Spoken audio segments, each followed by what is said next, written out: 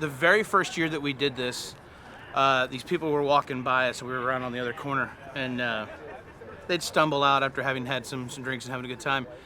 And they would always be like, "What are you guys doing, man? Why are you camping out? This is weird. Like, what's going on?" We're like, "Oh, record store day.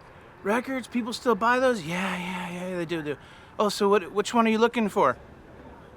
Traditionally, no one says what they want because they're afraid the people in front of them will get to it.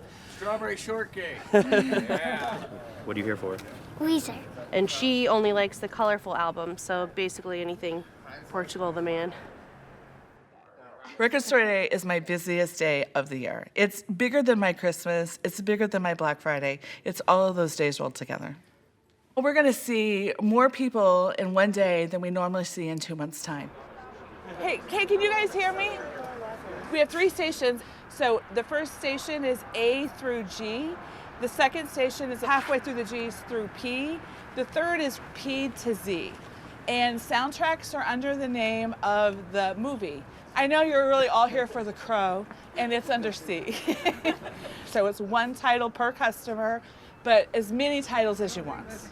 One of my friends brought me here a couple years ago, and I saw a couple albums that I knew that I liked, and then bought a couple of those, and then it just kind of went from there. I just love that it's kind of a big community that involves a lot of people. I really like that. These are actually all my friends that I only see on Record Store Days. Like, there's faces back here that I recognize, and all these guys, same thing. I don't even know this guy's name, but I see him every year. I'm world famous. Yeah. Okay, so this is the 5th one, and this is gonna be the biggest one, right? And what's the goal? Whack. Quick, authentic connections. Let's make friends. Okay, let's do it. Welcome. We're going to go this direction. ER, to friends. Don't be afraid. Stand up for your sister. Gotta stop this charade. I'm really excited because they said it's going like hotcakes. All right, here we go. Let your heart be alright. Your strength can push us through. It's really weird because even my parents and stuff like that are just like, "Why are you getting that stuff? You have all this stuff on your boat." I said, "I don't know, it's really cool."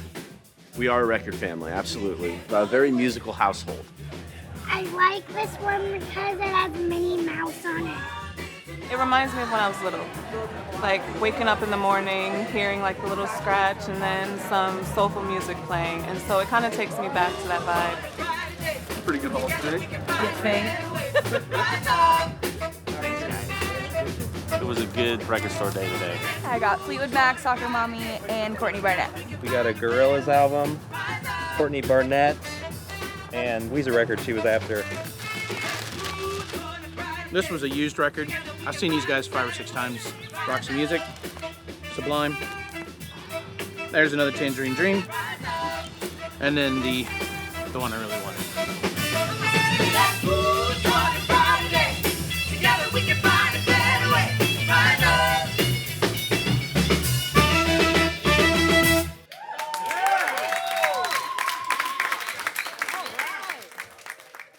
Vinyl, it's the only way to make sound solid, like a solid format, like to bring it into our dimension.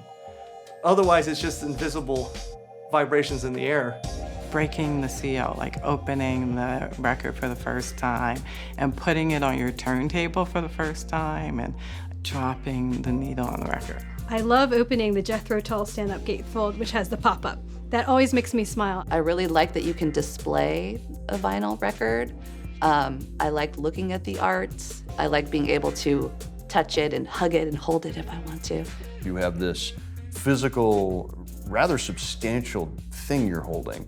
And that thing promises, a portal into a moment in time where your favorite band played this song. Artists care about vinyl a lot.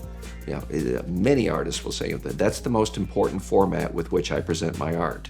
We've always released our music on vinyl, and there was never any thought of doing it any differently, just because that's what we're into, and I think that's what the people who buy our music are into. It elevates the totality of an album in a way that I think is kind of beautiful if you're in love with an album. Look at this. It's so pretty. It's got massive artwork that's meant to be looked at. It's meant to be touched. And it smells good. When I was in high school, I had a huge crush on a guy, and I boxed up some of my records, and I took a turntable over to his house, and I played him vinyl for the first time. And that's pretty powerful. That worked really well. Every record can have its own unique sound depending on who has owned it, who's touched it, where it's been. That's really important to me. Sometimes when I want to listen to vinyl just by myself, I just go right here and just dance. You're listening to the whole album, not just one song that you like. You can't fast forward. Boggles the mind. It's just not the same experience. I play records for people in here, and it's like it's the first time they've ever heard the record. It could be their favorite record. I mean, that's probably the first thing humans ever did was tell stories. And while the way that we tell them has changed over millennia, the desire to do it has not. Personally, I like telling stories through records.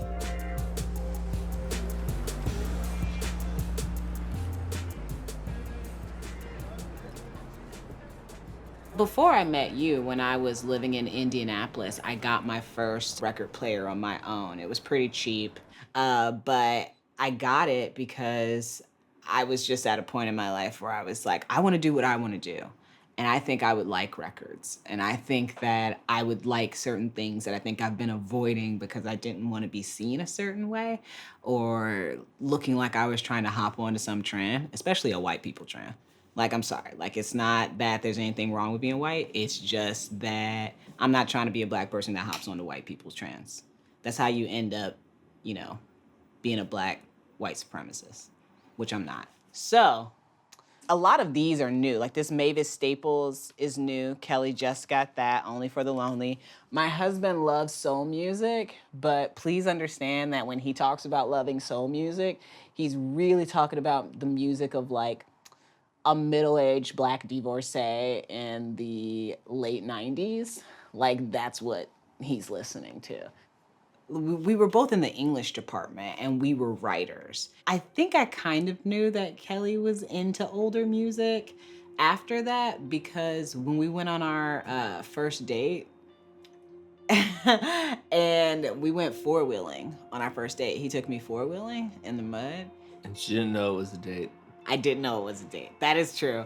And we got in his truck and we were on our way back to campus from like this place he had taken me out to. And Brown Eyed Girl came on the radio. You know, like he's looking at the road like nothing's happening, but he slips his hand over and puts it on top of my hand. And I was both like rolling my eyes and completely charmed. Because I was like, I'm black, of course, I have brown eyes, but also like this is really cute and I love this song and I really like that he's listening to this song and that like he's playing this song right now. Rolling your eyes and charmed is probably a common experience. It's a common experience, rolling my eyes and being also completely charmed. Yeah. Listen, there's something sacred about the whole thing. 12 by 12, 33 RPM. The visual idea of this thing spinning for 18 minutes. The idea that a needle, first off, it's a diamond. I mean, it's all the fucking, this is like some Zork shit. It's sacred, you know what I mean? Like, there's a diamond that's like bumping in between this canyon.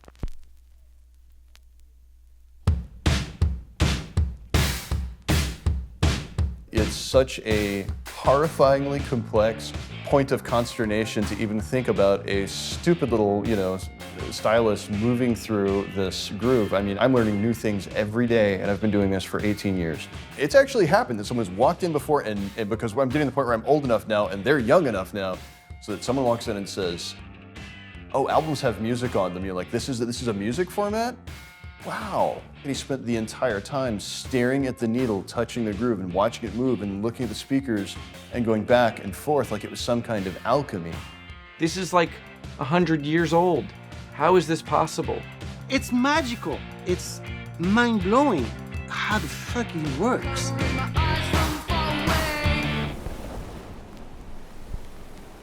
So sound is vibration. Frequency is sound per second. And then music is a unique collection of frequencies. And that's just moving air. And that's what's beautiful about vinyl, is that it's taking that movement and making it a solid, tangible artifact. The way it works is sound is going to be sent to these two magnets. There's a sharp diamond stylus right here, and that's going to take the mechanical vibrations of the music and carve it into this blank disc. When I was first in a band, like around 17, and really getting a grasp of what it means to create things, just seeing an actual vinyl record and like holding it, it just made it like, if I really am proud of this thing I just put my heart and soul in, it only makes sense to put my money where my mouth is. So I started scouring the internet of like, how could I do this myself? Because I do everything myself. And that's why the record lathe became the most viable option for me. Ready to cut. Now it's etching the sound. It's magic, obviously. It's so temperamental and difficult to get every step right, to write the songs, to have a functional band, to have a functional vision, to have a good engineer and a good studio, and then a good mastering engineer, and then a good lacquer cutter, and then a good plating person. Like Gary Salstrom is the really famous plating person at QRP. He fucking wrote me an email. I was like almost fainted. This guy's amazing.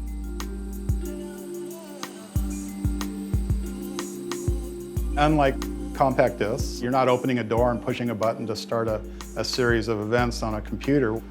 We have somebody handling the lacquers.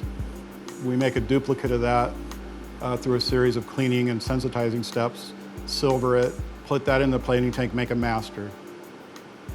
This is the mother made from that master. I listen to that, make sure the quality is what we want, make any repairs that might need to be done, and then we make a stamper that's gonna press the records. Stan here is unloading a stamper that's just been made from a mother, and later on he'll separate those two parts, and the stamper will go out to the press room and press records. If everything's done right, that stamper is an exact mirror image of the mother. On a job board at school, I found a posting, and I started off just sanding stampers. I realized this is pretty cool. I can get free records, and this is the vinyl that's going to press the records. This is virgin vinyl that we get from a company, TPC. It's made in Thailand.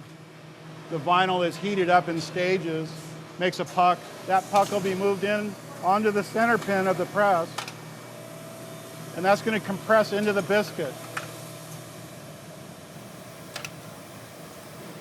Records pressed between the dies. There's stampers mounted on each die. That's going to cut off the excess vinyl.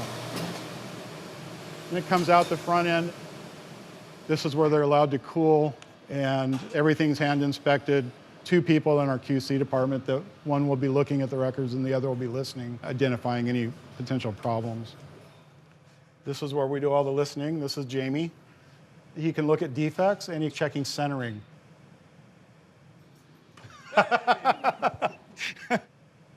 We want the record to be as concentric as possible. So it's really critical, and it's probably one of the toughest things that we have here to get right.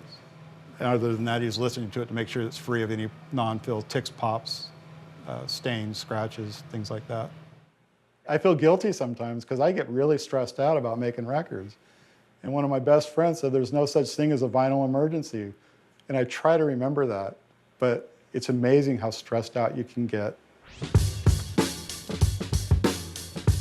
Now, when we're talking about vinyl records, the process that we use is incredibly similar to the process that was used to make records in 1880. For the first, maybe 70 plus years of recorded music, records, whether they're made from vinyl or from shellac, but the basic form, right, circular.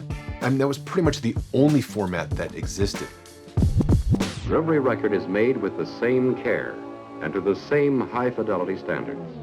The 12-inch format succeeded because you can see it from across the street in a record store window.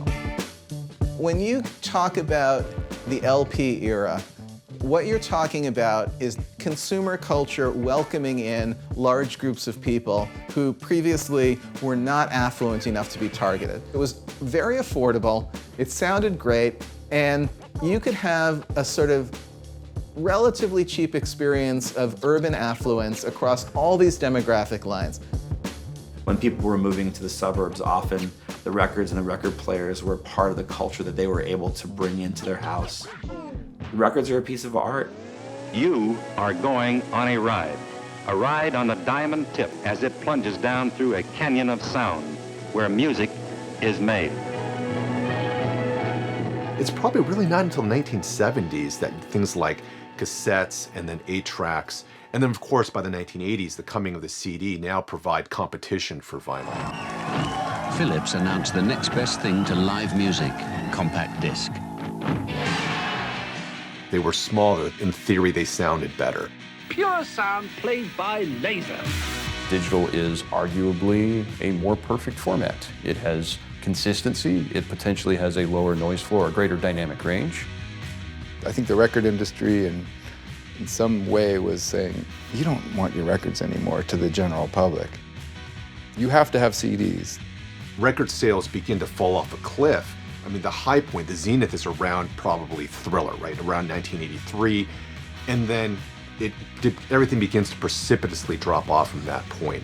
The Long Playing album will only be 41 years old this year, and already it's headed for early retirement. Like drive-in movies and gas-guzzling cars, it's another casualty of progress. Records, huge pain in the ass.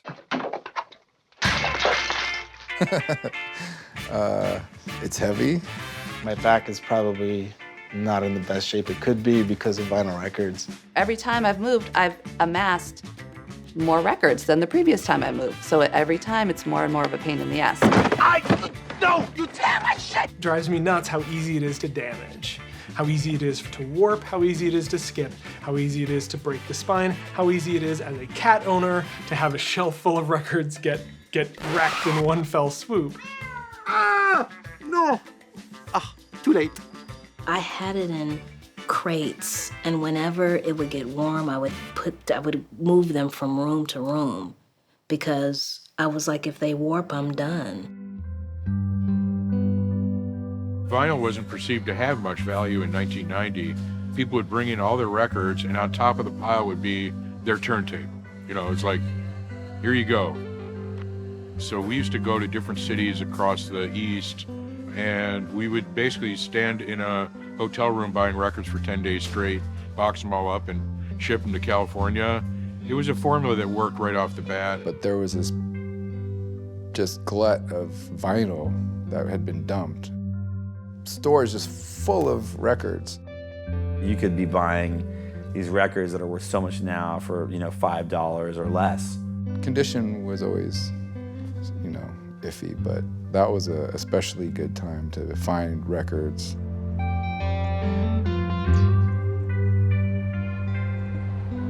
I always had a fascination with records. I've also played the drums since I was 9 years old. And so I was always in bands, interested in music. My parents loved music, and I loved working in record stores. It's all I've ever done my entire life since I got out of high school. We have 3 stores now, and each one of them would be considered the largest record store on the planet. We became a place for weirdo record geeks like myself to have a good job and create a community.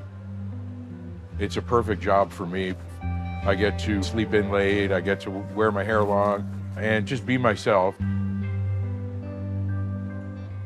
The record shop in the pre-internet days, it was where you would go to find your crowd of people. It was where you would go to find out about music and records and buy concert tickets and maybe see a band play.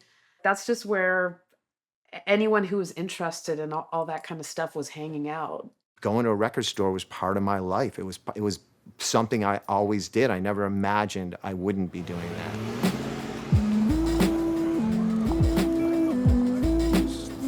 So I was opening a record store in the 90s, and Dr. Dre was just about to drop Snoop. It was an interesting time. My musical experience was different than the older guys who'd opened record stores before me, and everybody's gonna put a little bit of themselves into their space. I think the typical Soundgarden employee is, you know, people who truly love records and record stores. This is where they'd want to hang out. We don't care if you have a drink while you're working or you're high on weed. We don't really give a shit, you know? It's not like we're school bus drivers here.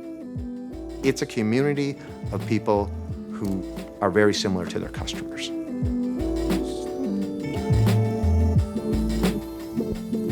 I feel like if you walk into my store and you can't find something you like, then I have somehow failed on my mission to be a record shop. I want the kid who walks in, if she's 8 or 9 years old, to find her favorite record, and as she develops her own musical taste over the next 10, 20 years, she can find everything that she likes here at the record shop. I'd never seen anything like it in my life, and there were people standing in front of record bins going like this. So I just kind of saddled up to one of the record bins and I start flipping through and felt like, you know, this was a world that I wanted to be in. You know, you basically are going to get turned on to things just by looking this way or that way, as opposed to having something fed to you by some logarithm. There's a lot of records that only exist as records.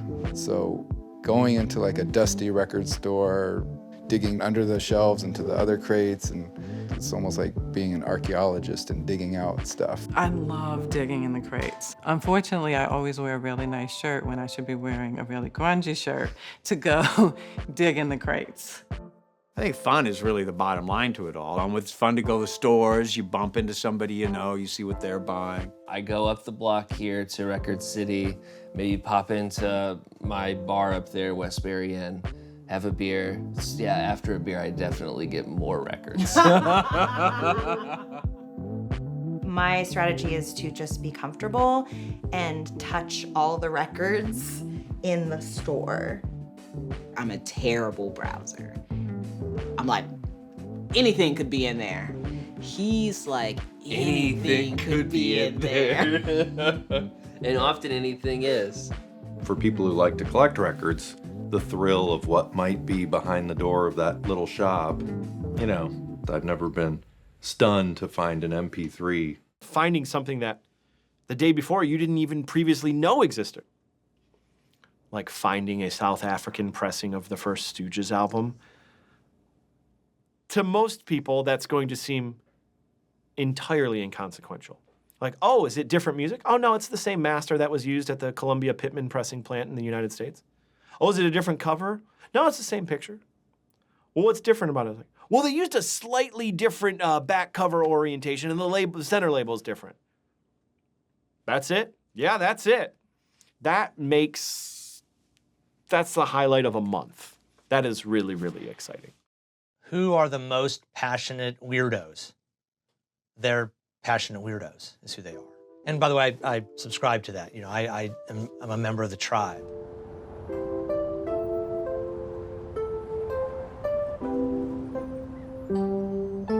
Music had been a way of dealing with depression for me, a way of being less lonely as I'd kind of left my hometown very young and was moving around and very often didn't have anyone around me. You know, I'm like poor and, you know, 18 years old, and what ended up happening is somebody who was a little older than me took me into their big demo room, sat me down, and played me a live David Bowie recording on this like $300,000 Lynn Dynaudio system, and absolutely wrecked my frame of reference for what good sound was. It was like, okay, well, I can have this emotional experience, this antidepressant experience, and I can have it be better? Sign me up. I have a nice sound system at home. I have a very nice turntable. I keep my records clean. And when I'm listening to a record, I have to pay attention. See, this is hi-fi, okay? High fidelity. Audiophiles are the worst. They're the worst. Come on. They are passionate about all the wrong things about vinyl records. They prefer to complain than to just sit back and ignore that 0.01% of imperfection here. And I'm sure this will be used against me in a court of law, and I've just dug my own grave. I get as much. I think the dominant image you see of record collectors in the media tends to be some version of the Simpsons comic store guy. Someone has mixed an Amazing Spider-Man in with the Peter Parker the Spectacular Spider-Man series. This will not stand.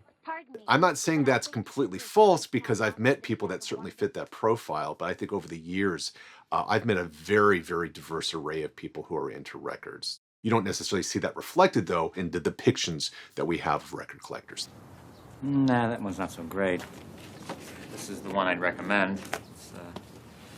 This track alone by Memphis Mini is worth about $500 if you own the original 78. Wow.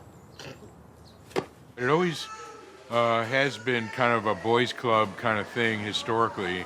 I think that's a stereotype, and I would beg to differ because I was buying vinyl when I was a teenager, and I'm not a young white male or a middle-aged white, or I wasn't, yeah. The big struggle that the high-end audio industry has identified for itself is this evolving discussion that's about how to reach out to women, people of color, all sorts of youth, minority, all of those sort of sectors that they've never touched on before. And ironically, they continue to do the exact things that are not helpful in that pursuit. And that is to treat women like children and young people like they're idiots and people of color like criminals.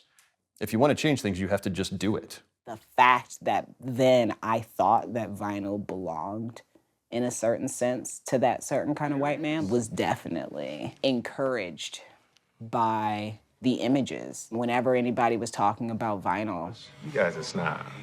No, we're not. No, seriously, you're totally elitist. You feel like the unappreciated scholars, so you shit on the people who know less than you. No, which is everybody. Yeah. I think a lot of people think that when you go to a record store, the owner is going to be grumpy and he's going to sort of judge you. And I've certainly felt that way. I've had more than one male cable technician walk in and look at my records and say, wow, whose records are these? If I had a penis, you would assume they were my records. Do I feel good when someone's like, oh, cool, the DJ is a woman. That's cool, it's different. Like, dude, I'm trying to just do my job here. I don't need commentary. I might be really colorful, I might have weird records, but I've been doing this for 10 years and I know how to run a mixer, I know how to run a turntable, I know how to beat match, like I know these things, and I just, I'm just ready for people just to assume that I do.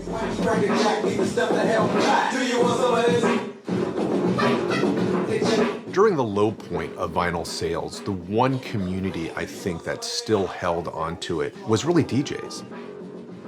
When everyone else decided to shift over to other formats, those particular DJs were always still going to stay loyal to vinyl.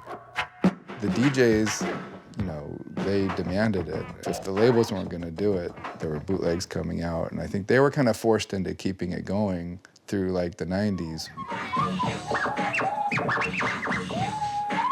It's a medium that lends itself to creativity. Like, there's endless, crazy things you can do with vinyl.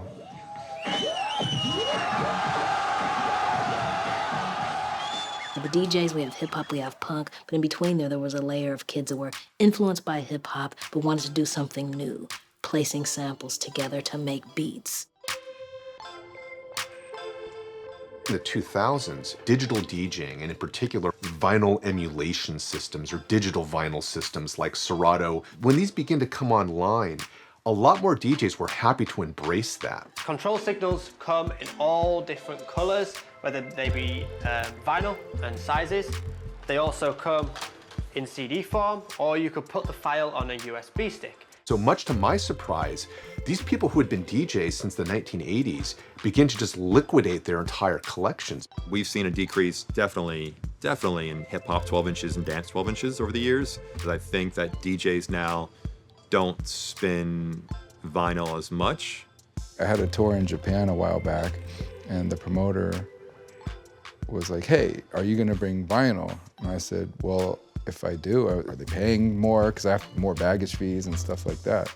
He goes, no. I was like, okay, well, then why will I bring it, Boom. That's iPod. I happen to have one right here in my pocket, matter of fact. There it is, right there. It all came crashing down in the Napster era. And I just was like, no, why? It's here. Why change it? It's the era of the MP3, and that delivers the coup de grace, if you will. To have your whole music library with you at all times is a quantum leap in listening to music. I think that music fans took out their anger or their distress with record labels on our shops. We were the natural go-to, people to express their dismay with pricing, with availability, and as a result, we were easy prey. There is a lot of history here, and it's going to take a little while to liquidate it all. So you probably got a couple of months left to come and get a piece of this history for what it's worth. I think there was 1 year where I didn't even release anything on vinyl as a label. And I was thinking like... And we didn't sell enough of it to make it worth manufacturing, 500 of them in order to sell 50.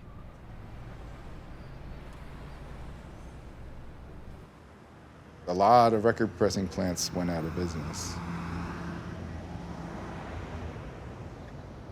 Music was always really important to me, but my career was in business. In the mid-2000s, I kind of reached a point where I decided I wanted to find something that was kind of a smaller, more niche-like business where I could be more hands-on involved. And this is where it all began. That was my old desk. I wasn't looking for a vinyl record manufacturer. It never occurred to me that I might find one of those, but this business had existed since 1949. I knew enough about music and I had enough beliefs that vinyl's not going to go away. I thought it could be something where it would be a good, stable investment. I could spend time on it that would be emotionally meaningful, and I thought I could add value to the business. Some of this is lit. There's our old break room. So I bought the company in 2007 and thought it was going to be stable and require a little attention, but not a lot.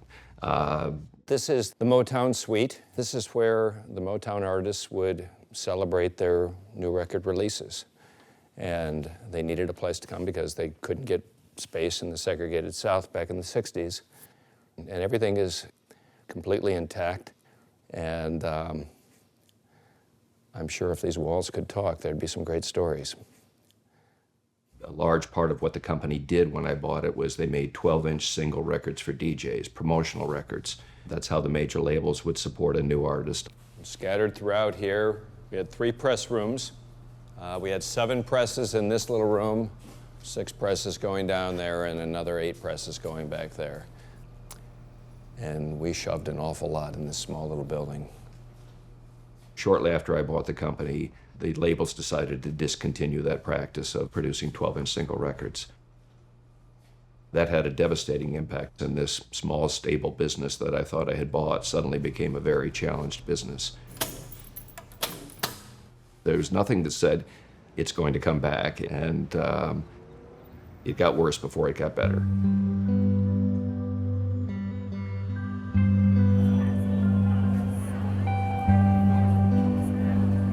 2007 is sort of considered the bottom. That year, the market sold less than 1 million units.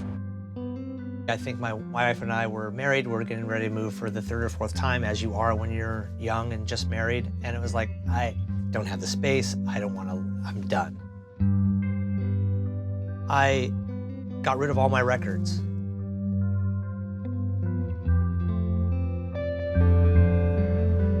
Back then, we were all on media stories for actually going out of business and our business is failing. And I was like, that's a horrible story to tell. We're like telling people we're not cool anymore, and that's all we have is being cool. So we held a conference for all the indie record stores called Noise in the Basement. And we were talking about how we can perhaps change the perceptions, just change the story. I said, hey, maybe we could do something called Record Store Day. Yes, we're gonna throw a party for ourselves. That seems a little weird, but let's try it and see what happens. And if you throw a party, it's, will people show up to your party? Vinyl was our only hope, and we just hoped somebody else would give a shit.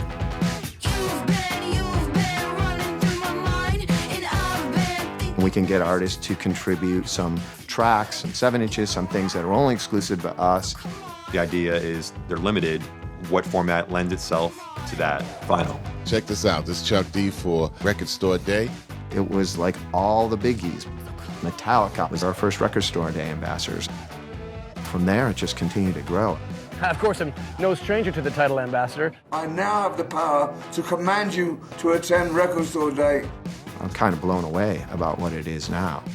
We started it 6 years ago. Right. And we only had 30 artists participate. Now we have 350 artists participating. It's worldwide. Record Store Day gave me and the employees who work here an opportunity to continue to work in an environment we love. You know, we're kind of cool again. You know, no accounting for the human heart. It's a very strange machine. As you can see in the room we're sitting in, I haven't stopped then rebuying the records I got rid of, or just buying more records. So I was on the wagon, is what I'm saying. And now I'm drunk with vinyl. It was just this gradual change, and you all of a sudden realize that there's more and more stores opening up. There's more and more online retailers that are carrying vinyl. All sorts of independent entities continued to make records when the majors weren't. And if you have clout as an artist, you're going to want to have this experience, not this experience. I think that's when we started to see a younger demographic. I think I was like 15 or 16 when my dad bought me like one of those Crosleys. Not the powder blue one, it was a different color, but and he bought me like the Postal Service Give Up record, which is kind of funny to me that that's my first record because it's like kind of ridiculous. More attention has been paid in recent years to reaching an audience where the default setting is not white dudes of a certain age. I definitely think this second generation of record fans has maybe destigmatized the idea that everyone that likes vinyl is this weird dude with a ponytail kind of hanging out listening to only vinyl. When I first started and I would go to other people's houses, like their record player was something that only they could touch. And now you're starting to see that kind of break down. And now that it's kind of everywhere and really easy to order and really easy to come across, I think more and more people are starting to listen to vinyl. When you walk into a record store and you see families and little kids and men and women, it's literally not a bunch of old white guys like me. People of all colors, all races. There's absolutely no way to tell when a person walks in the store what they're gonna buy. As a kid, my parents didn't have a record player. I didn't have a turntable until I was out of college, really. And that's when I started devotedly collecting records. So I started going out and seeing DJs playing vinyl, and I thought, I want to do that. I have really good records. I have good taste. Why am I not seeing girls up there? Why don't I see myself up there? I knew that there were girls out there that wanted to learn how to DJ, they just didn't know how to start. So I wanted to create this platform for girls to get together, to talk about records, to Skillshare. And that's how Chulita Vinyl Club started. I had never seen women DJ up there before, so I was like, if they could do it, then I could do it too. We started with a couple of girls, 2 or 3 girls, including myself. And at the moment, we have about 55 girls in 7 different cities. It's more than just teaching each other how to DJ or talking about records. Girls that have never met each other met at Chulita Vinyl Club, and they're, you know, the best of friends now. Everybody's got their own style and own flavor, and that's part of the club, you know. We have each other's backs. It's an awesome sisterhood. Being able to hold the music that you're about to put on is really cool. I didn't have a ton of physical music as a kid, and then I had none as iTunes became a bigger part of my life. What happened in the late 90s, early 2000s is that music became very passive. It became very easy to listen to it through your iPod, through your device, through your computer, through your laptop. There was this sense that music was becoming ever more ephemeral and ever more portable and ever more sort of on the wind.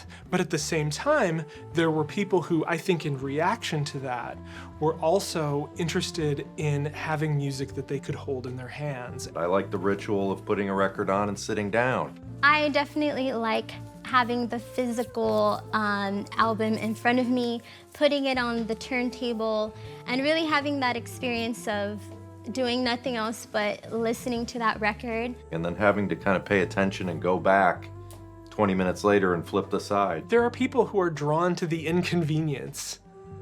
There are people who are drawn to inconvenience, period, because you feel like you're working for your art. And streaming strips that away in the name of convenience and access. Now you just bark out a command to some box in the corner and it plays music for you. Alexa, play rock music. Rock music. I love walking down my hallway at home and there's just a big wall of records and I can look at them and remember the memories associated with them, like where I got this or this record came from my parents. If you catch the bug early on, it sticks with you and it's a way to go back to a happier, more innocent time. It's like when you're young and you're discovering things for the first time. It's just so great. It's kind of ironic because vinyl is a nostalgic thing, but I also think it's novel to me as someone who thinks of music as a digital item. When we are buying something, we are defining ourselves, especially younger people. We're looking for ways to tell ourselves who we are. I'm a guy who listens to Faith No More's The Real Thing.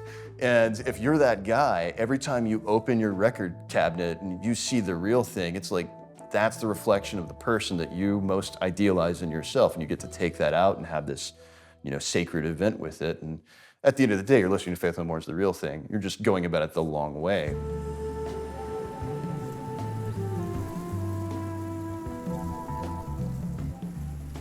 My attraction to vinyl has been a combination of good association from my childhood, and also I really like the art form of it, that you can display a vinyl record. This one is special to me because it's the very first album cover recreation that I did. Also, it has a Tribe Called Quest break in it. People ask me all the time how I got started to doing album cover recreations, and there's no real magical story to it. It's just that I saw this at my parents' house. My parents had, at the time, a huge orange tabby cat, and it just hit me like, oh, that'd be so funny. I could put the cat in as the lion, and anyway. It just started with that one, and I got such a huge reaction. People thought it was so funny. I was like, well, if you like that, I'm gonna keep going. I'll show you this and this and this. I feel like I'm spreading knowledge or spreading information about the record. I really pride myself on trying to write in the caption something about the circumstances under which that album was made. So who was the producer, who played bass, who played guitar, the photographer too. Like before this, I had no real way to demonstrate my enthusiasm for music because I'm not a musician. I tried to be a DJ for a couple years there, but I'm not good at it. I'm just a goofball. It's just a perfect way to showcase my collection. Pretty convincing, right?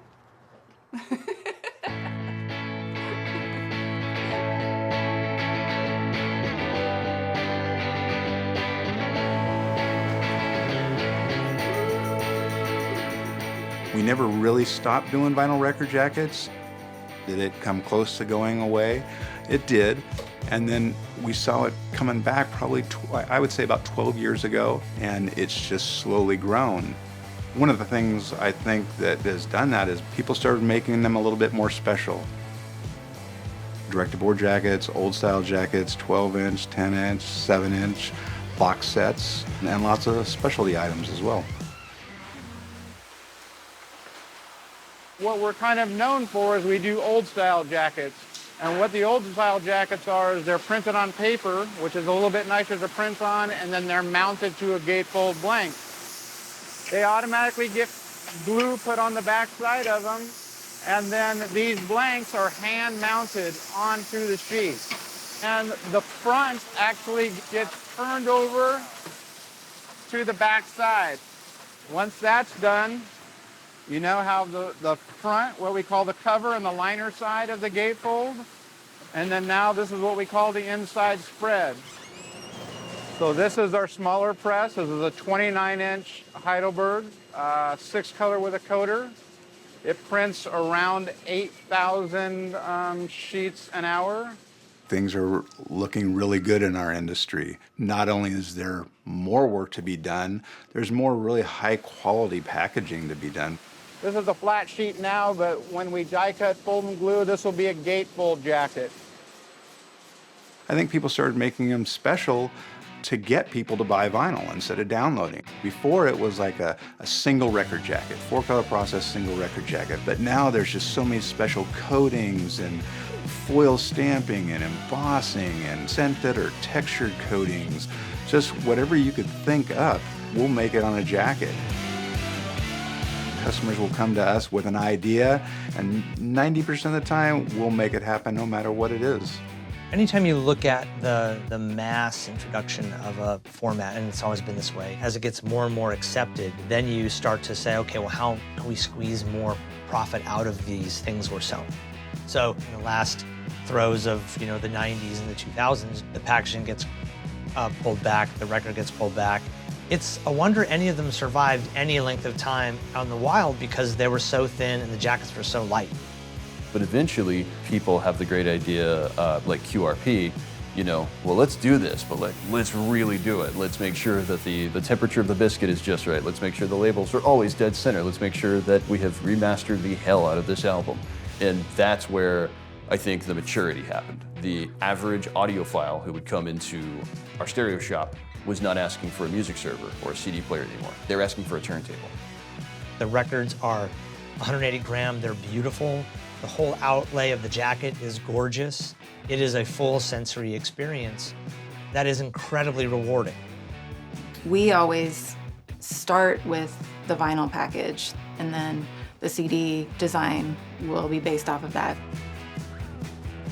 Probably my favorite physical album cover is, it's one by The Format.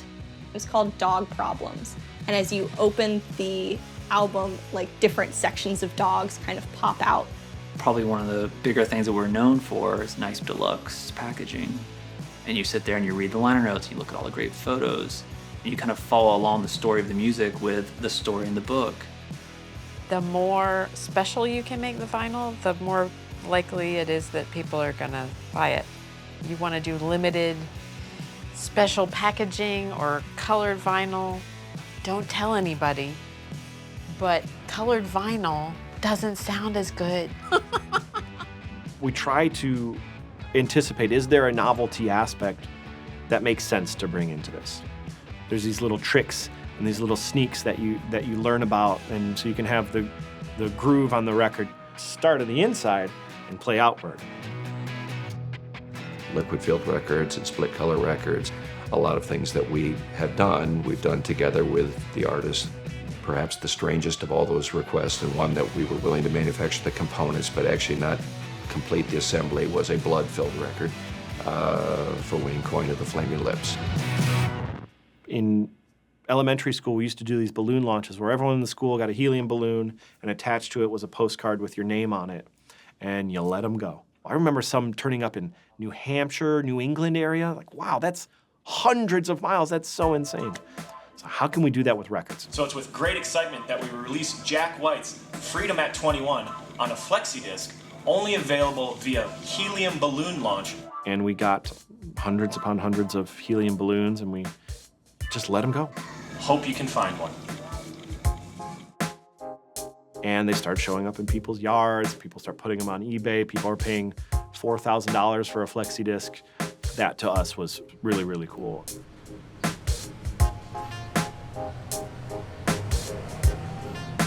The toughest thing about opening a brand new record store is that there are already records at Walmart, and there are already records at Target, and there's loads of records at Amazon. So you really have to offer something unique. We try to have a very cool sort of bohemian vibe. It sometimes feels like a temple where somebody can come in and receive, almost like a sacrament, receiving the music. That might be life-changing music, or might have extremely intimate relationships with them. Do you know anything about this one? It's got all kinds of signatures all over it, but was it anything? Something? Yeah, This is a Dwight record. We got a collection from this guy. Okay. And I just love the inside of the pictures and all that. That's He so wrote a lot of things on it. Like, we've been open for about 6 months. We opened last October, so October 2018. We're really picky about condition, and we try to source more unusual stuff, usually European pressings, something that you would hear and you'd say, what's this? I need to have a copy of this. We call ourselves a mom and pop store. People come in, we tend to know people's names. If we don't, we'll ask you your name. I've had mothers bring their daughters, and I feel like I'm sort of a safe shop for them to come to. I try to be extremely nice and welcoming to everybody who comes into the shop. Hello. Don't mind us. Okay. Hey there. In May of 2008, I was left with a company that had a lot of issues. And we set out to reposition the company to be in a place for the day when, lo and behold, commercial vinyl started to grow again. All those independent labels and independent artists continue to make records in the dark ages. But you would not have a comeback without the majors being involved. I didn't know that this was going to happen. It didn't play out at all like I thought it would, but fortunately, it came together and worked out okay. Building 1 is where it starts here. We receive raw materials. You need the records that millions of people want, not tens of thousands of people want. So we've now entered Building 2, which is where we actually manufacture the records. You'll have tens of thousands, possibly hundreds of thousands of records pressed for that single title. And that makes a big difference at the manufacturing level. It's a bigger deal. You've seen a generation that has discovered, hey, this thing exists out there. I love this artist, whether it's Taylor Swift or whether it's the Allman Brothers. Yes, I can stream it on my phone, but this thing is real. There's nothing new under the sun, and everything that's old will become new again. I realized that's especially true about vinyl. When I started seeing portable record players available in places like Urban Outfitters, and they were in different colors, I was like, oh my God, it's become a trend. Urban Outfitters is not a record store. We are a lifestyle store. When we began in the vinyl business, we were buying it more as a collectible piece or as a decorative piece. And I'll never forget when a record came and there was only one. And it was the weirdest thing being in the stores getting one record, because you were like, well, A, where is this supposed to go? And B, who's gonna ever need vinyl? I got this from Urban Outfitters, and I will have a full review on the actual record player itself on my blog. As the industry has grown, we're seeing it also as a way to listen to your music on top of also being a collectible. One of our top selling artists is Billie Eilish. Just like her, I think what we service is that 17-year-old girl that's experiencing and getting to know how amazing it is to own vinyl. Let's see what the pressing looks like. Oh my God, it is white. One of the coolest moments of me ever buying music was when we released Britney Spears on vinyl. When that came out, there was just so much press about it and so many fans that were so excited that they were finally able to really own that album in a bigger way than just the CD format. So this is what the babe looks like. She's a big girl. Our consumer base is typically 18 to 26 years old, so they don't have a lot of disposable income. And so we find it important to offer them that entry-level turntable, and Crosley's always been a great product for that price point.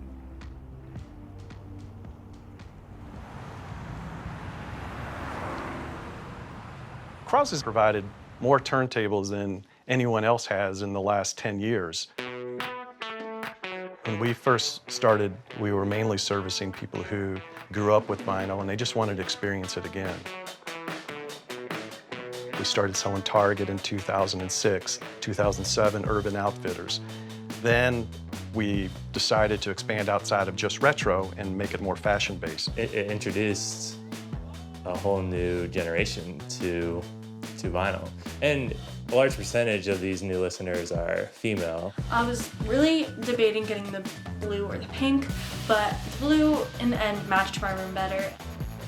All of the finishes are this light blue color, and my record player happens to also be a light blue. I wouldn't be surprised if the record player was kind of in the back of my head going, I would look so good in this apartment. People are using our products as like an extension of their personality. So when you search hashtag Crosley on Instagram, you're gonna see a lot of Crosley shrines. There's the Crosley turntable, suitcase style, flipped open, cool piece of like mid-century modern furniture. There's twinkly lights, and like there's always succulents. Can't forget succulents. So many succulents. I don't know that like Gen Z necessarily thinks of it as like an old medium. My daughter doesn't even know what a CD is. But she has a turntable. She has a small vinyl collection of like 15 albums, mostly Disney. You know, I had to teach her, you know, here's the cueing lever, and like drop it manually, like always use this to drop it slowly, always hold the records like this. So like from a young age, she picked up on it super quick. That's pretty much everything, kids. Have fun with collecting records. She just thinks it's like it's always been here, or it's like this new cool thing, which it is a new cool thing.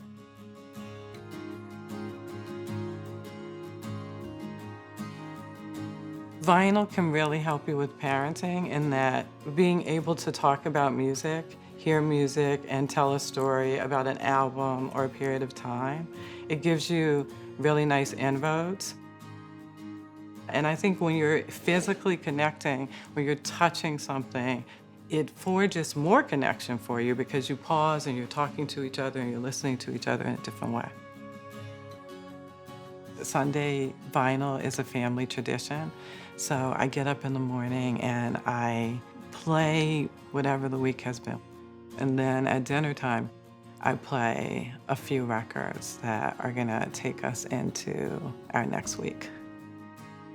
If it's a blues record, folk music, or a jazz record, I'm giving something to them. We have this day together and we have this time together, and it's our version of church.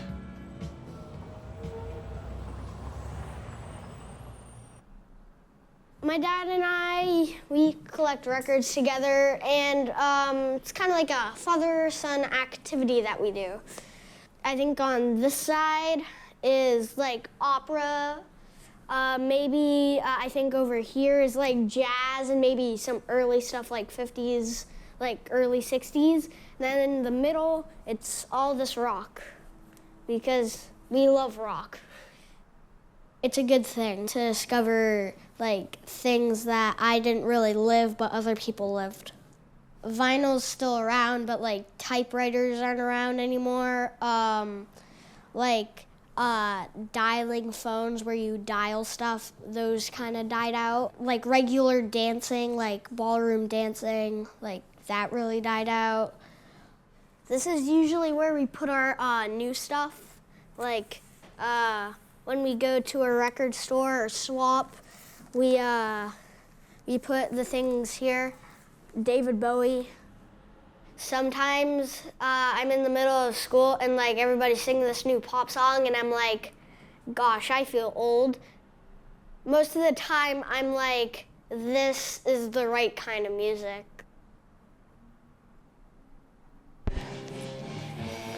So where were the spiders? While the flies were to break out. At the record swap, a lot of the people there were like to my dad, wow, you did a really good job raising this kid. Like, he likes what we like, not this like new modern pop. In the past, I would have probably been too self-conscious to even say what I'm into because, oh, you're just gonna get ripped on for what you're looking for. Oh, you're just looking for garage records. Okay, whatever, little kid, you know. Tell me when you start liking psychedelic or something like that. That would be my impression of the old record show. But now it's way more inviting and convivial and very, very warming, I would say.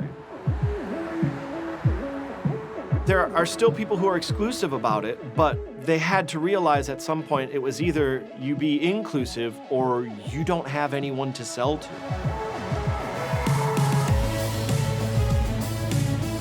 It's been really fun to grow up with the show. When I was 5 years old, I was running around here under the tables reading comic books. My dad started it in 1981, and I've sort of been helping out more and more the older I got. I'm 45, so I've been doing this for 30 years, basically. So I've seen every permutation of every job you can have at the Austin Record Convention. Once I graduated high school, I started working at convention headquarters, and we basically run it now. Attention, we're about 15 minutes from general admission starting. And as you can see, there's a lot of people still in a line, and we've been open for 5 or 6 hours, so it's pretty incredible. This is one of the biggest shows we've had in a long time. We have more dealers than we've had in a lot of years. I think it's going to be a great show for everybody. I want the dealers to be able to make money and have a successful show, and I want the customers to come and be able to spend money and be happy with sort of what they're spending and what they got for it. Like, do you want to buy 10 $5 records or one $50 record? Yes. And it's sealed. Thank you very much. And it is a DJ promo copy. Thanks so much. Thank you. That's how you sell a $400 record. We were told that it's the biggest record fair in the world. Big stuff. Good prices, nice people, nice city. Nice city, yeah. Beautiful city. Hardcore record collectors are still a core demographic, and no matter what corner of the world they come from or what their background is, they have a lot in common with each other. I spent enough time in Vietnam that I've earned the right to do just about what the heck I want to do. I paid like $3 grand for one just the other day, for one record. I have been coming to the Austin Record Convention since 1985. I'm a veteran, 30 years plus. Love it here, love it. I see a lot of old faces every year at the Austin Record Convention, but we see a lot of new, younger kids. We see a lot of people in their 20s. We see a lot of parents bringing their little kids, which is awesome. Andrea's first record was the new Casey Musgraves album. I'm hoping that she'll have some stuff to look back on and cherish collector's items, things like that. It's a generational thing now. There's more women involved, and they're bringing their children and their moms, which is great. I wholeheartedly endorse that. I have a big time soft spot for younger people who are into it, especially kids, and if somebody's a newbie. We absolutely love that. We are new record people. We've been doing this for 6 months, and it has been absolutely phenomenal. I didn't believe it until I heard the difference, so. But I think it's about how much fun vinyl is, how much fun it is to shop for, how much fun it is to meet people who are into the things you're into. I started collecting records when I was about 8 years old. Needless to say, 20,000 records later, it's a disease. There's an endless world of records, and that's what's so appealing to me. It's cool to be accepted by that community and to be a younger girl who sells records. My daughter's here, and Nathan's daughter's here, and she could have gone to a sleepover, and she was like, no, I don't miss the record convention. And I'm like, okay, well, great, you're here with us. I don't always take the time to kind of ponder how beautiful it is, but it feels like a reunion in many ways. You have people who are actually all from different areas of life, different ages, different backgrounds, but when it comes to this thing, we're kind of mostly on the same page already. This is a good one? Yeah, let's see. That's where I would go. I'll play it for you. Yeah, if you don't mind. This is the beauty of it for me, to talk to people and to do what we're doing now. Just talk about records, talk about music. Take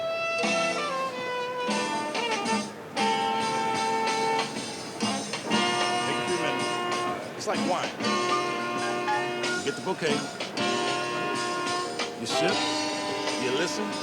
The next thing you know, oh, what was that? Surprise. For me, vinyl is like something that has been in my life since I was really small. And it's weird. I don't really think about this too much, but it's just been something that I've had around me and connected people forever. You put that back in the sleeve. That's your album. Awesome. Thank you so much. Have a good one. You too, man.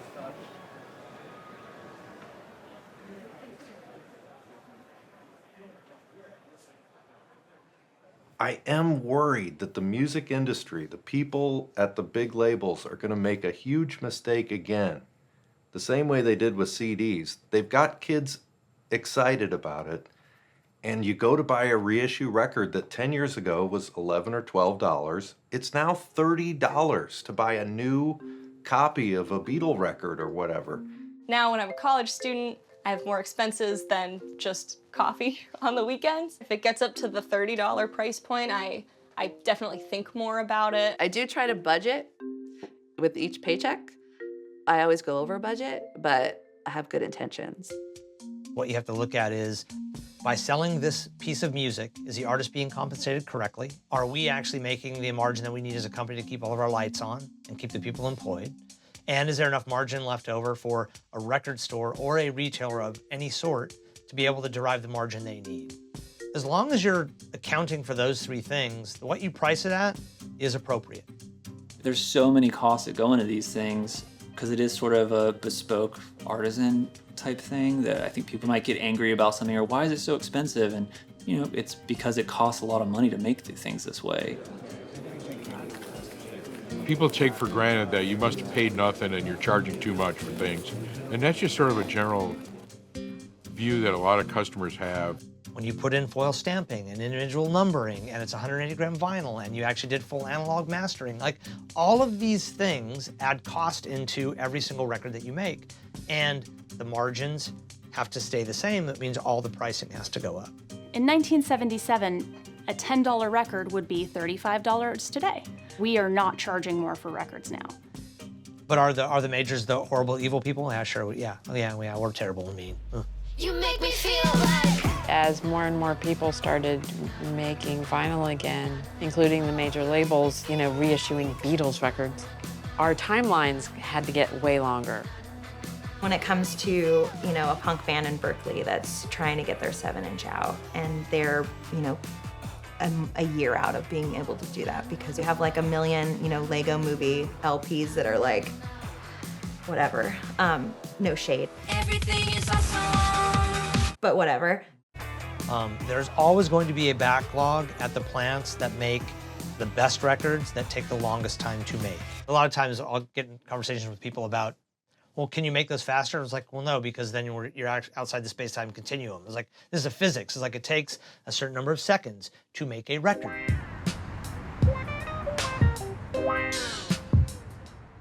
I was in the studio, and I was like really busy because I was like doing tech work before the band started. And I was like, okay, I gotta call QRP and set up the order for my record coming out. So I Googled on my phone QRP. And I just hit the button, called them. And I was like, hey, my name is John Vanderslice. I've had a few orders with you in the past. I just wanted to see about lag time and maybe setting up an order.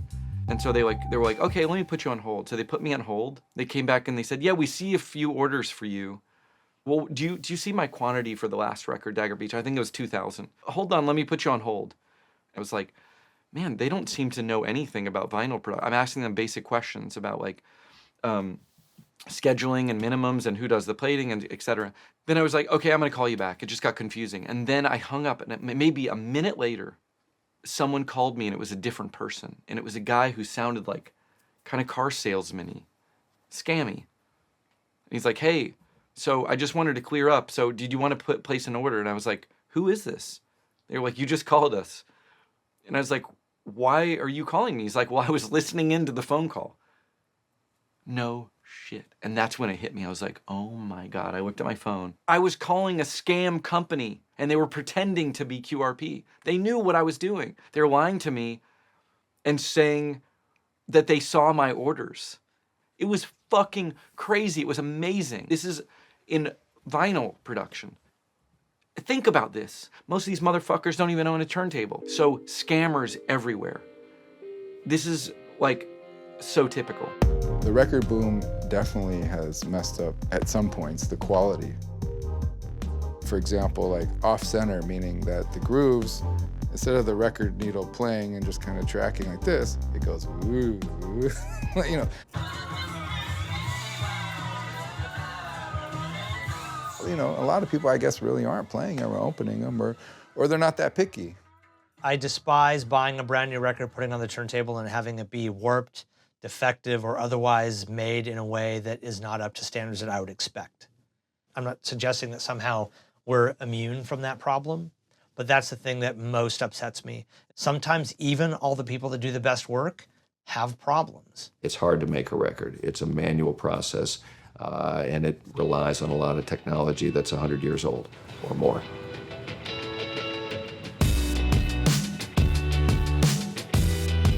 In my previous role, I was the head of music app partnerships at Google, and simultaneously was managing bands with my sister.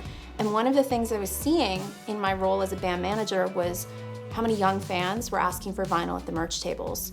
So the more that this was happening, I was starting to order vinyl for my bands, and it was taking a quoted 4 to 6 months to get product when you need it quickly. So just as a thought experiment, I put together a business pitch deck. I'm just curious if someone would finance this. And I walked into the bank and I said, I'm looking for loan financing. And I walked out with a $500,000 commitment to start a factory. How we built the factory is meant to be different than what you can find at other plants. We came in as a new plant and said we're going to do it better and faster than any other plant. Well, it's almost sacrilegious to some people, but you think, what if we brought some more innovation to a space that really hadn't seen any in so long?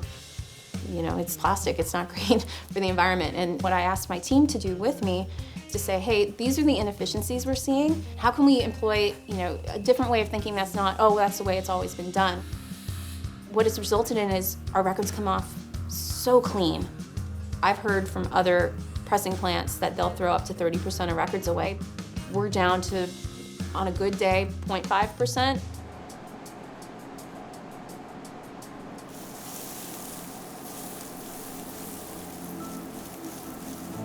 The production of records is not real. It's not the best thing for the environment at all.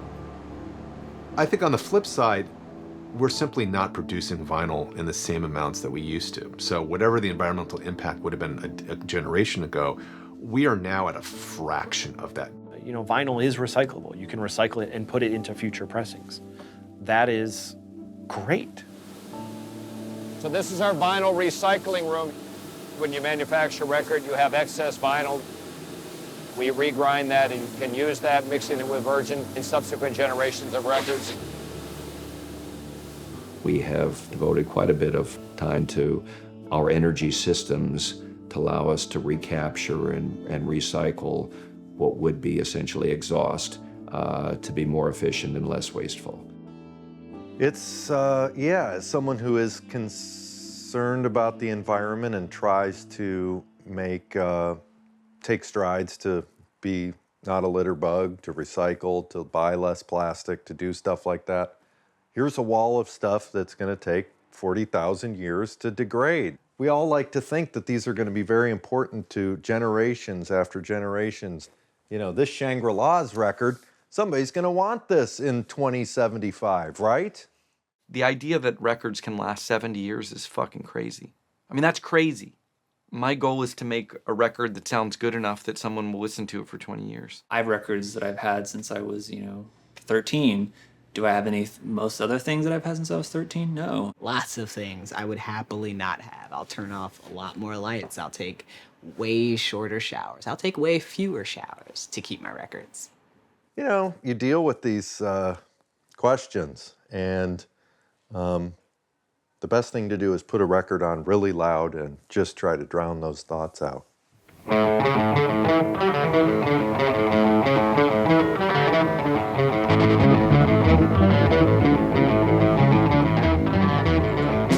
Detroit is known for making things, and that's what we're doing here at Third Man Pressing.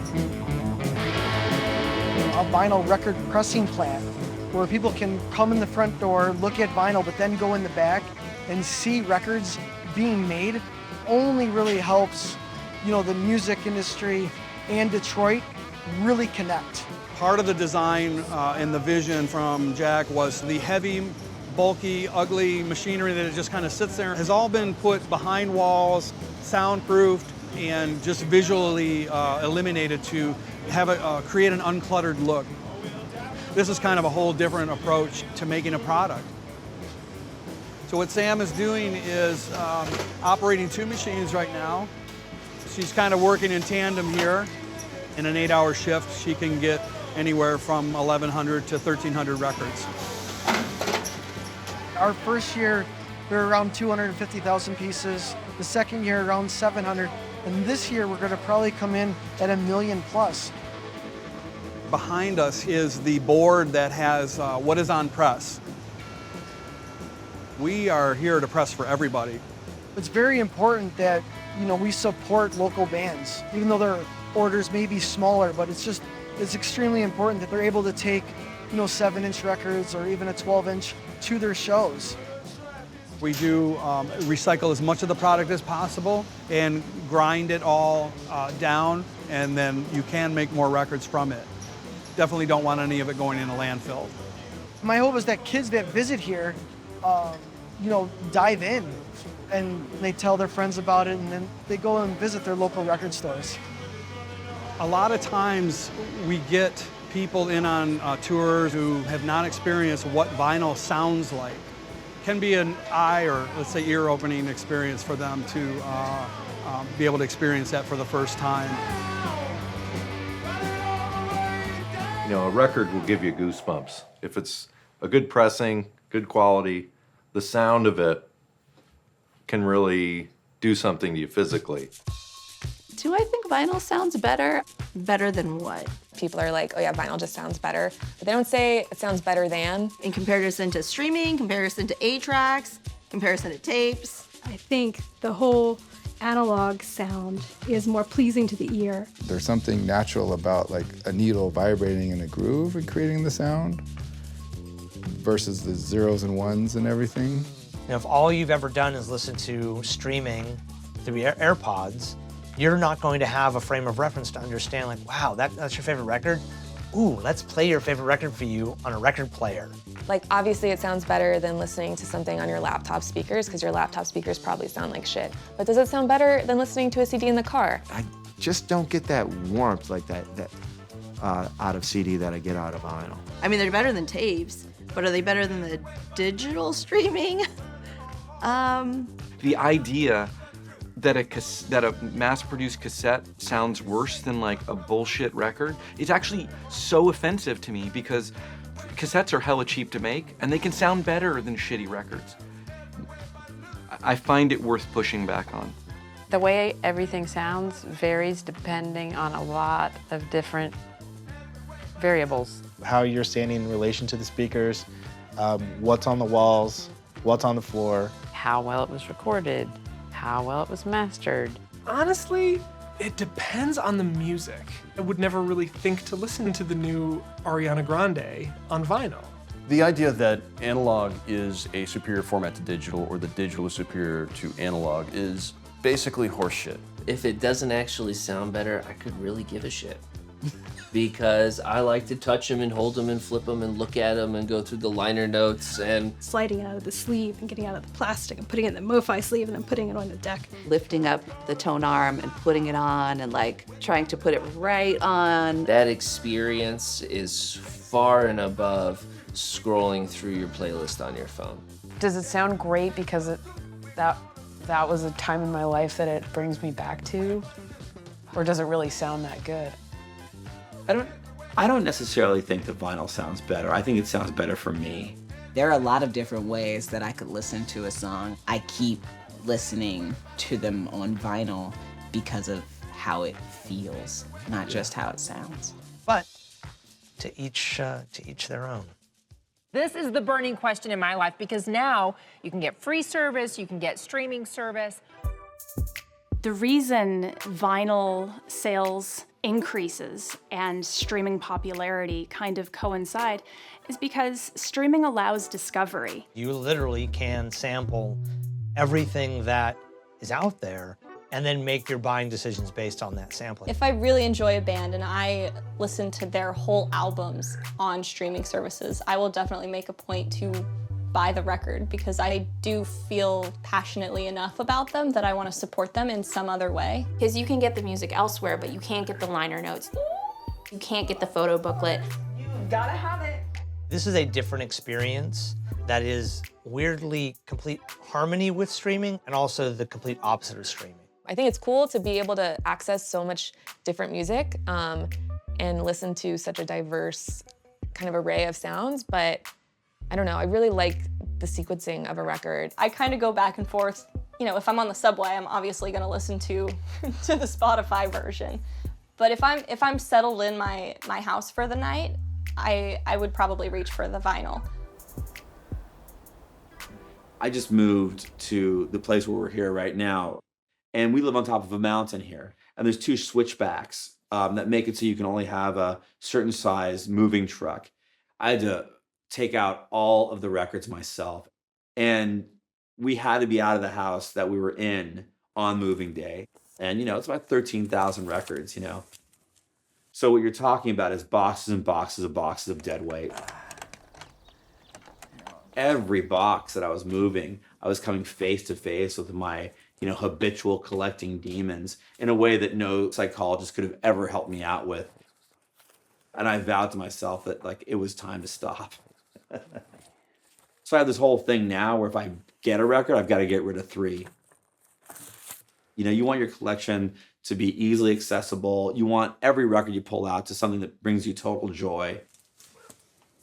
A good night for me is when I wake up and there's a stack of records that are out of their sleeves and strewn around, and I realize that, man, last night I had a really good time, And you can't do that if you're going to treat them like some bizarre objects that are in museums and things like that. When you have a dog, you pet the dog. Look, when I have this dog, I pet this dog, and I love this dog like this. I don't just put her on a shelf and not worry about her. And, I feel the same about my record. Yeah. My mom used to say, do you have enough records? Don't you have enough? When are you gonna have enough? And I said, Mom, you don't get it, Mom. There's never enough records. And I think 20 years later, I think she was right.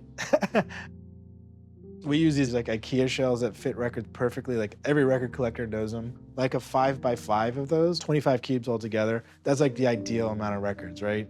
It's enough for you to have enough to listen to and go a little deep, but you don't have too much. And that way, if you get more records, you could always make sure you get rid of enough. It always fits in there, right? It's kind of hard to do. I have so much personal history tied up in every single record. And so, I don't know, that's something I need to actually practice. I haven't got there yet, but one day. My wife, Bev, when she and I found this place, we had a conversation. We loved the place. We knew it was the place for us. It had a fireplace. We're like, that's really cool. And I said, I'm glad there's a storage space downstairs that comes with the apartment, because that way I'll have a place to put the vinyl.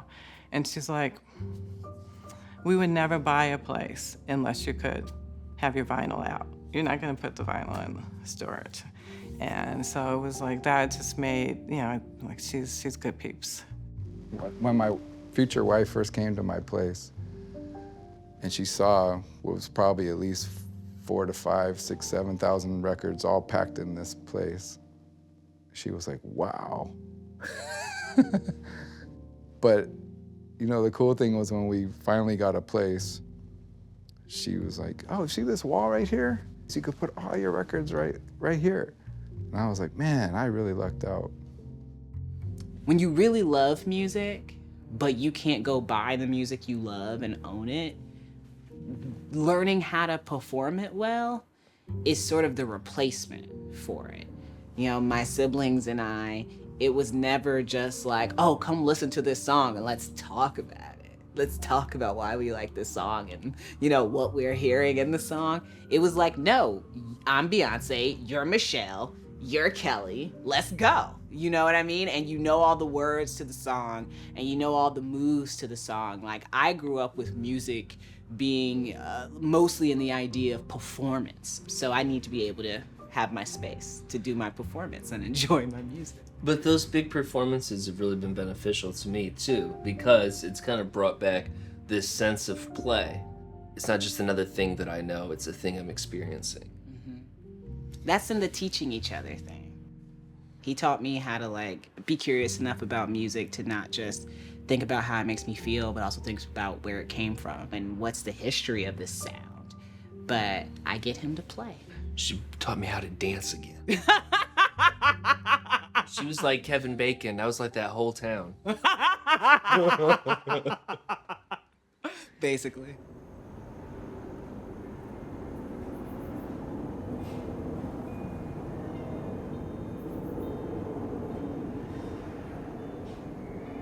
Tell us what you think would be a happy next phase of life for your records after you're gone.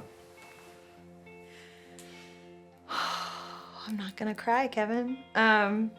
I am 34 years old, so I don't think too hard about wills and things like where do my books go? Where does my, duvet cover go? But I do have this letter, like it's in a Google Doc that my parents are aware of and my boyfriend's aware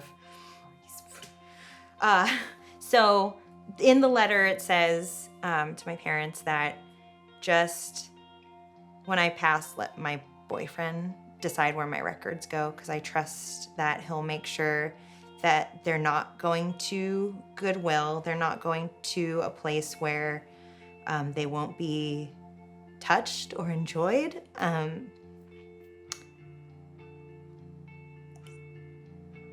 I hope that my records will continue to be played. It's a funny thing to cry about objects and not people or creatures, but it is really sad to think of my collection being separated from each other, and that conversation that they all have together being broken. And so, yeah, I wish for my records just to go to a place where someone is gonna go, wow, that's a cool record, that's a cool cover, I wanna see what that's about. I hope that someone will discover them and have their own stories with them. Love you, old friend. It's so silly, they're records.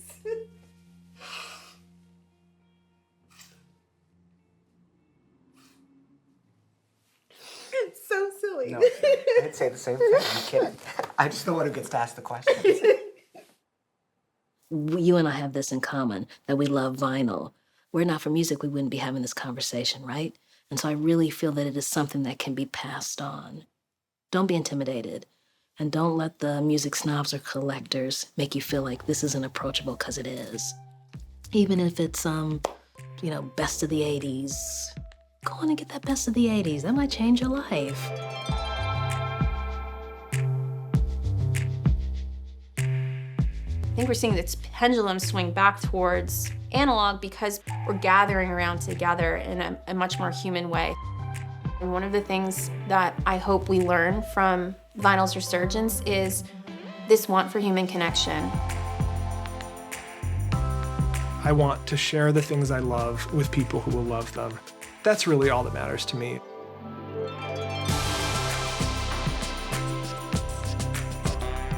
When I'm looking through my records, what I'm gonna play, I'm like, that one reminds me of Paul. That one reminds me of Daniel. That one reminds me of Amy.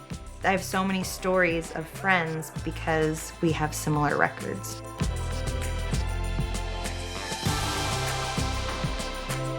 I want them all to be loved and enjoyed and played. So they're so scratchy you can't play them anymore. I mean, my records, all my music, is what I have absolute faith in. I only have faith in a couple of things to that degree.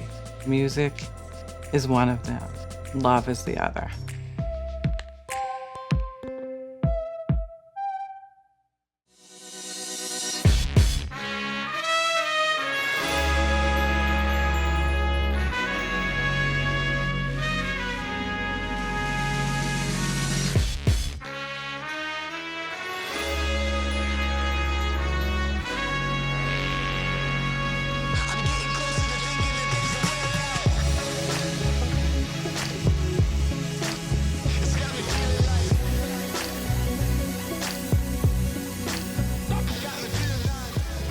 Oh no. I have never thought about this. I'm actually getting like teary-eyed. What do I want to happen to my records? Oh. If it's my own children, that's great. Maybe they'll listen to it and they'll have memories of their mom. But if they don't like it, if they're not going to listen to them, if they're just going to sit in a box, then I'd rather they sell them to a record store and then have the records sort of disperse out, spread out sort of like ashes to other people to listen to. Can I say, can I be buried with them? I don't know. He asked me a lot what I'm gonna do with the records if he dies. That's a question that comes up about once a quarter. Yeah. And my answer changes, but essentially it's always like, Nick gets some special records, your dad gets some special records, and I keep everything else. Having been someone who listened to my parents' vinyl collection, it would be really cool to be able to pass the Fessler family love for music down to the next generation. As long as it goes somewhere where it'll be loved, that's all that matters. When I'm not here anymore, my daughter has to have the records, and I want her to listen to them and know that I am always there. I am always with her. I did think of that once, and I thought, you know what? I'm not going to give them to my son. The reason why is because I want him to have his own experience with records and music. A famous book collector said something along the lines of, when I die, my collection should be broken up. And people are, what are you talking about? It's amazing. He's like, the only way my collection was able to exist was by other great collections also being split up. You got to pay it forward. So I hope that they end up in the used bins, or the new arrivals bins at a high quality record store near you immediately after my demise.